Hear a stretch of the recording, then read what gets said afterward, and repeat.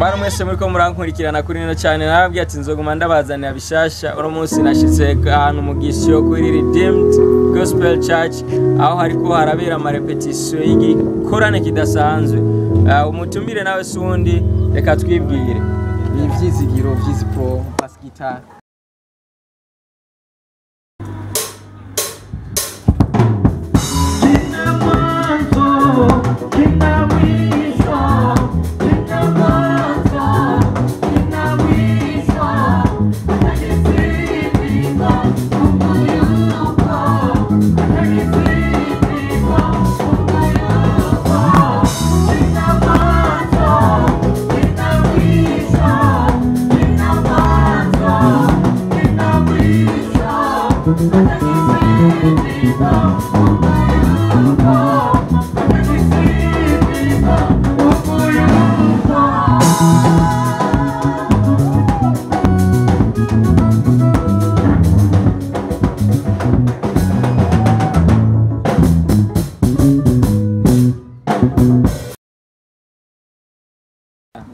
ni ivyizigiro shaka kumwita Vyizi Pro ni wari karategura igiteramo igikorane kidasanzwe kizobera kuri Redeemed Gospel Church ubutumwa buri muri ico gikorane n'ubutumwa nyabaki impango ya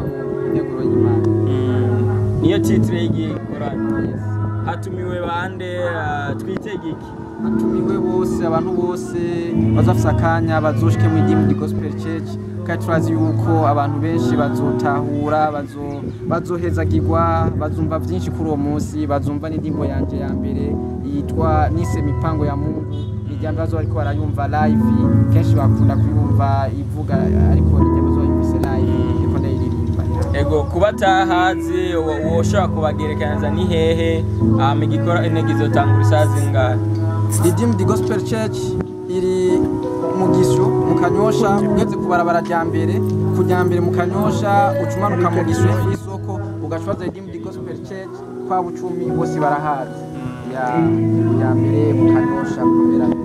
ego hama mwumvise ko hazariho n'abaye invite badasanzwe aho twovuga nka Danny Pro twovuga na Pajoso muri Tanzania twizere ko bazotugira ibintu bidasanzwe ya bazokora ibintu biri special Danny Pro benshi baramuzi ni producteur muri Agapricot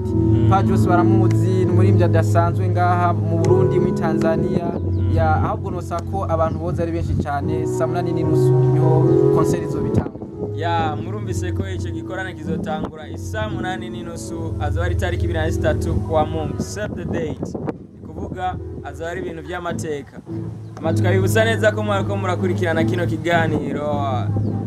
kuri no channel yacu nyene ni God Brighton ko nabanda babishasha ama wibuke kugira subscribe na like kugira ntuzurabura bishasha kuri ka notification turabakunda cyane nta mpamvu yo kugirane nta mpamvu yo gusiba